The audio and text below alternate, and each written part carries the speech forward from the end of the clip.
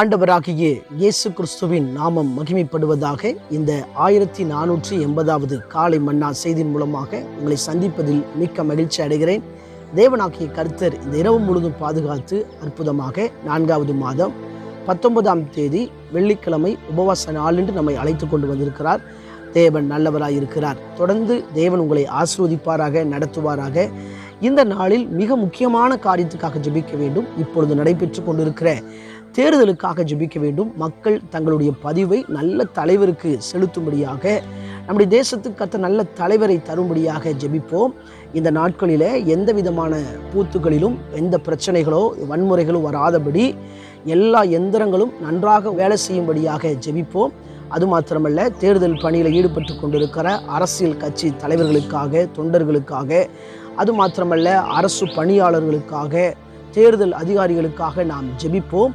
அவருடைய பாதுகாப்புக்காக, சுகத்துக்காக ஜெபிப்போம். இந்த தேர்தல் நல்ல நடப்பதாக என்று சொல்லி ஜெபிப்போம். தேவன் பெரிய காரியங்களை செய்து ஜெயத்தை நம்முடைய தேசத்துக்கு தருவாராக. இந்த காலை மன்னா ஆதாரத்துக்காக எடுத்துக்கொண்ட வேத வசனம் அப்போஸ்தலர் நடபடிகள் 12ஆம் அதிகாரம் 7வது வசனம். அப்பொழுது கர்த்தருடைய தூதன் அங்கே வந்து நின்றான். அறையிலே வெளிச்சம் பிரகாசித்தது. அவன் பேதுருவை விழாவிலை தட்டி, சீக்கிரமாக எழுந்திரு என்று அவனை எழுப்பினான். உடனே சங்கிலிகள் அவன் கையிலிருந்து விழுந்தது.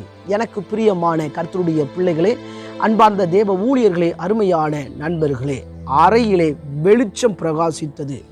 இங்கே சிறைச்சாலையிலே இந்த அறையிலே பூட்டப்பட்ட நிலைமை. 16 சேவகர்கள் இருக்கிறார்கள். 2 சேவர்கள் நடுவிலே இந்த பேதுரு படுத்திருக்கிறார். சங்கிலியால் கட்டப்பட்டிருக்கிறார்.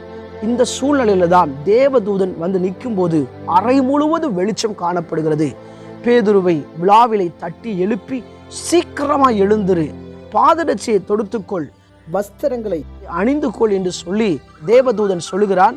உடனே 2ஆம் காவலை கடந்து நகரத்தினுடைய இரும்பு கதவண்டைக்கு அருகே தேவதூதன் விட்டு செல்கிறதை பார்க்கிறோம். இதற்கு காரணம் என்னவென்று சொன்னால், ஏரோது பேதுருவை கேவலப்படுத்த வேண்டும், ஜனங்களுக்கு முன்பதாக அவனை கேவலப்படுத்த வேண்டும் என்று சொல்லி இருக்கும்போதுதான் அந்த குறித்திருந்த நாள், ஏரோது குறித்திருந்த அந்த நாளுக்கு முந்தின நாள் இரவே தேவன் ஒரு அற்புதம் செய்கிறார்.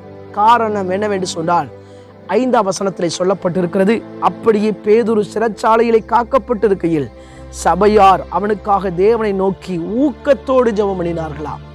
சபை மக்களுடைய ஊக்கமான ஜெபம் ஆதி திருச்சபையில வளர்ச்சிக்கு காணப்பட்டதே ஊக்கமான ஜெபம்தான். இதை பார்த்து கொண்டிருக்கிற அன்பான கர்த்தருடைய பிள்ளைகளே, ஆண்டவர் உங்களுக்கு கொடுத்திருக்கிற ஊழியக்காரங்களுக்காக, தேசம் முழுவதும் இருக்கிற 5 வகை ஊழியக்காரங்களுக்காக, குடும்பங்களுக்காக பாரத்தோடு ஜெபிக்க வேண்டிய காலகட்டத்தில் இருக்கிறோம்.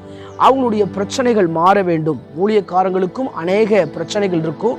எனவே அவர்களுக்காக நம்ம ஜெபிக்க வேண்டும். ஜெபிக்கும் போதுதான் கர்த்தர் அவர்களுக்கு ஒரு விடுதலையை கொடுப்பார், பாதுகாப்பை கொடுப்பார்.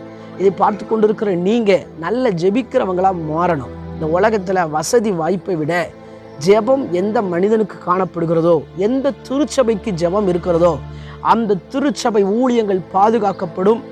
ஏரோதுடைய வல்லமைக்கு நீங்களாக்க முடியும். ஒருவேளை பேதுருவை துன்பப்படுத்தின ஏரோதை போல இதை பார்த்து கொண்டிருக்கிற உங்க ஊழியத்திலும் கூட, உங்க வாழ்க்கையிலும் கூட ஏதோ ஒரு ஏரோது இருந்து உங்களை துன்பப்படுத்தி கொண்டிருக்கலாம். ஆனால் ஏரோதுடைய எண்ணத்துக்கும் ஏரோதுடைய கைக்கும் நீங்களாக்க சர்வ சக்தி உள்ளவராய் நம்முடைய ஆண்டவராக இயேசு கிறிஸ்து இருக்கிறார். சபை மக்களுடைய ஊக்கமான ஜெபத்தினாலே தேவதூதன் அறையிலே வந்து படுத்திருந்த அவனை விழாவில் தட்டி எழுப்பி வெளியே கொண்டு வந்து விட்டது போல உங்க வாழ்க்கையிலும் கர்த்தர் இயற்கைக்கு அப்பாற்பட்ட அரிதத்திலே கர்த்தர் உங்களுக்கு அற்புதம் செய்து உங்களுக்காக ஒரு தூதனை அனுப்புவார் என்பதிலே சந்தேகமில்லை. இங்கே மார்க்குடைய வீட்டிலே பேதுரு வந்து நிற்கிறார். ஜெபிக்கிறவர்கள் கண்டு ஆச்சரியப்படுகிறார்கள். இப்பொழுது கூட நீங்களும் ஏதோ ஒரு காரியத்துக்காக ஜெபித்து கொண்டிருக்கலாம். கர்த்தர் நிச்சயமாய் உங்கள் ஜெபத்தினுடைய பதிலை நீங்க பார்க்கிற வண்ணமாய் கர்த்தர் செய்வார். இங்கே மார்க்குடைய வீட்டில் ஜெபம் நடக்கிறது பேதுருவுக்காக. ஆனா பேதுரு அங்கே வந்து நிற்கிறார். அந்த காட்சியை பார்த்தார்கள். நிச்சயமாய் உங்கள் ஜெபத்துக்கு கர்த்தர் பதில் தர வல்லமை உள்ளவராய் இருக்கிறார். நம்புவோம், விசுவாசிப்போம். உங்களுக்காக ஒரு தூதனை இந்த நாளில் அனுப்ப போகிறார். எந்தெந்த பகுதியில் விடுதலை இல்லாமல் இருக்கிறீர்களோ அந்தந்த பகுதிகளிலே கர்த்தர் உங்களுக்காக ஒரு விடுதலையை வைத்திருக்கிறார். நிச்சயம் பெறுவீர்கள் என்பதிலே சந்தேகம் இல்லை. கண்களை மூடி ஜெபிப்போமா? எங்களை நேசிக்கிற சர்வ வல்லமுள்ள தேவனை, இந்த வேலைக்காக வருகிறோம். தொடர்ந்து கேட்ட வார்த்தையின்படி இவர்களுக்காக ஒரு தூதனை அனுப்புவீராக. எங்கள் தேசத்தில் இருக்கிற அத்தனை ஊழியக்காரங்களுடைய விடுதலைக்காக நாங்கள் ஜெபிக்கிறோம். அவர்களுக்காக ஜெபிக்கிற ஒரு கூட்டத்தை கர்த்தர் எழுப்புவீராக என்று ஜெபிக்கிறேன். தொடர்ந்து தெய்வீக பிரசன்னம் ஆளுகை செய்யட்டும். இந்த நாளில் நடக்கிற தேர்தலுக்காக ஜெபிக்கிறேன். ஆண்டவரே ஸ்தோத்திரம்பா, அந்த தேர்தல் நல்ல சுமூகமாய் நடைபெற உதவி செய்யுங்க. அதில் பணியாற்றி கொண்டிருக்கிற ஒவ்வொரு நபர்களுக்காக, அதிகாரிகளுக்காக, அரசியல் கட்சி தலைவர்களுக்காக ஜெபிக்கிறோம்.